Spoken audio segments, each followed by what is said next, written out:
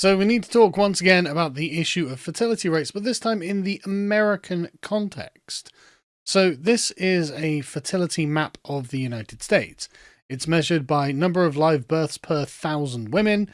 And as you can see, you've got South Dakota here, which is the highest, with a fertility rate of 66.5, meaning 11,000 live births. Texas, much bigger, but slightly fertility rate, but 389,000. And you can see it's basically the same for the heartland of America, the sort of the flyover states, I think they call them. The Republican states, and slightly lower for these East Coast Republican states, but again, not shabby. But then when you get to the Democrat states, much lower. I mean, look at Oregon, 47. Anyway, but overall, America's fertility rate is not bad, right? Compared to Europe, America is looking a lot healthier, even though the American government, of course, would like to improve things, because Trump's administration is trying to figure out how to persuade women to have more children. And there is some received wisdom here that I think is actually not quite correct, and I'll show you why in a minute. So the White House, as the New York Times tells us, is looking for ideas for how to persuade Americans to get married and have more children. And so they're worried, the New York Times is worried, that this signals a pro-natalist agenda. I don't really know what would be worrying about that. It's genuinely hard to believe that that could be a problem, except we know that women go far more conservative when they have kids. When they're married with children, women become very conservative.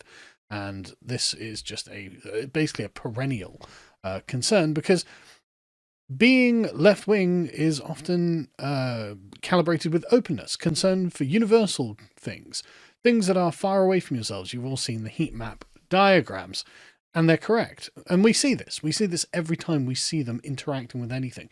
Oh, but what about these poor bloody Papua New Guineans or something? It's like, I don't care. They're a million miles away. No connection to them whatsoever. If you have people around you that you actually love more than yourself, like your children, well, all of a sudden, oh yeah, no, fuck those people. No. I want ultra protective right-wing policies, please. And great, that's the thing that if you want to create a more right-wing world, you want to create more married mothers, right? That's what you want to do. And I'm not saying that Trump is doing it because of that, but I am saying that the New York Times and their writing staff and all the people who are from the left, that's why they're against it. They are aware that people go more right-wing when they are married and have children, and they don't want that, and therefore they're prepared to literally sacrifice our civilizations to get the left-wing utopia they've always been dreaming of. They will literally do this. They are this ludicrous. But anyway, so here are some of the proposals. So one of them is reserve 30% of scholarships for the Fulbright program, the prestigious government-backed international fellowship for applicants who are married or have children. Well, I mean, to be honest, why give any of it away to anyone who doesn't? Seriously. I recently did a talk at the Natalist conference. I'll leave a link in the description. And frankly, this is just the most pressing issue of the future. And there is just no choice but to begin privileging those people who reproduce the civilization. This has to be the case.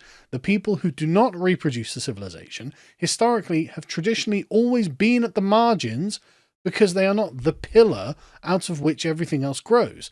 And if you want to fix this, well, basically you have to make sure that everything in society is calibrated towards making sure that the people who are the ones who are actually doing the unpaid labor of raising children are the ones, and that's mothers and fathers, are the ones to which basically all of civilization is calibrated. And the marginal people just get ignored at the margins. You do what you like, you're just not going to get the benefits and the bonuses.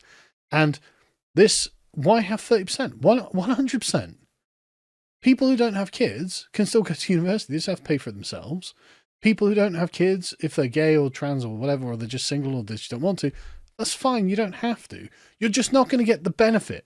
You're not going to get the bonus that the civilization doles out to those people who have done their part to reproduce the civilization. Won't give any of it away to people who have not had children. But anyway, The next one is a £5,000 cash baby bonus to every American mother after delivery. Now, this I like a lot less. I don't like the direct financial incentives of it, right? Because I get the feeling that not only will people have children for the wrong reasons, but $5,000, I mean, that's a lot of money in one lump sum this month. But in 6 months' time, that'll be gone, right?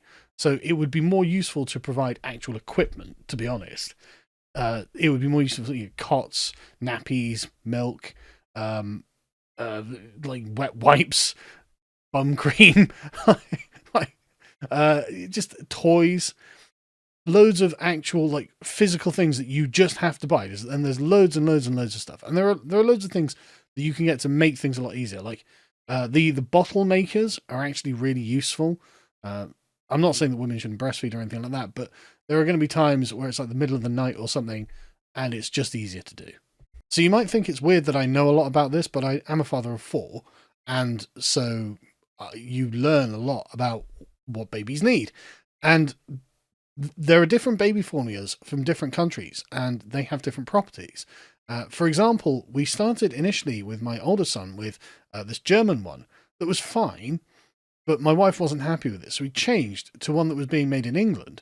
And my babies got incredibly fat, and that's what you like to see. You love to see a fat baby. And this is very important, because one thing that you learn is not all women actually express milk.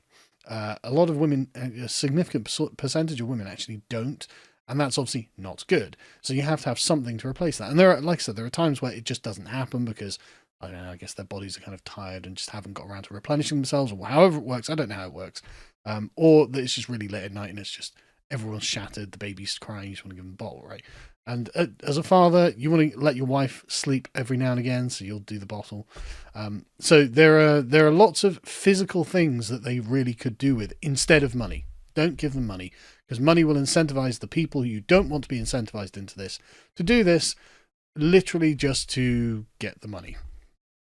Bad idea. Crack addicts can have babies. Not good, right? That's not a great proposal. What would be better is a familial tax cut, right? Say, look, if you have 3 children, then you get a permanent, like 25% off your tax. So any tax you would pay because you have 3 children, you do not pay 25%, you pay 25% lower. Have 6 children, you pay no tax, right? That would be ideal. Because then, I mean, my wife's constantly going on, we need more babies, we need more babies. And I'm like, no. I mean, I'd reconsider that. I'd really reconsider that. But anyway, the third calls on government to fund programs to educate women on the menstrual cycles, so in part better understand when they are ovulating and able to conceive. Now, this isn't a bad idea. I'm not sure that educating about menstrual cycles is actually the best way to do it. Just inform women that the being a mother is something wholesome for them, right? Make it appealing. Because a lot of the time, the left has got this particular anti-natalist perspective where it's like, no, we hate kids. Kids are bad. Kids ruin your life. And that's just not true. And if you can show that kids don't ruin your life, for example, like I said in this, making sure that having kids is what the civilization is about. So everything is geared towards the parents rather than geared towards singletons, basically. And like all the state bonuses and just the general culture is geared towards singletons. Then women will see people with kids getting ahead and they'll be like, oh, okay, I want that. Because as I said in this video about how Mongolia solved their fertility crisis, even though it's not perfect, but they're still doing better than we are, they make being a mother high status. Becoming a mother essentially has to be high status. This is really the only thing that you're going to be able to do. Because this is something that they're just very concerned about. And they say here, like, I think this administration is inherently pro-natalist. What administration of any country wouldn't be pro-natalist?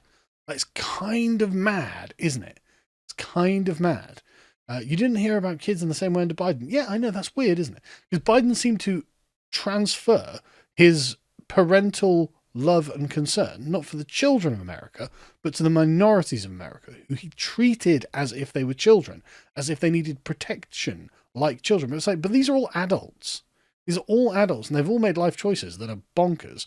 But they've all made their life choices, and they're just getting on with their lives. They don't need, like, fatherly protection. The people who do need fatherly protection are children. And to help that, what the government can do is to empower their parents. They can make sure the parents have more money, they have more social privileges. They make sure they get chosen first over singletons, over those people who choose to be childless. And that's a great idea. I mean, this is, as they say, to restore the family is the centerpiece of American life. That's a great idea from Project 2025. I love the feel. Oh no, Project 25. No, it's the Simpsons meme where we press the button, the Soviet flags come up, but instead it's Project 2025 memes. But that's what a healthy civilization does. That's what you need to do. There's simply no getting around it.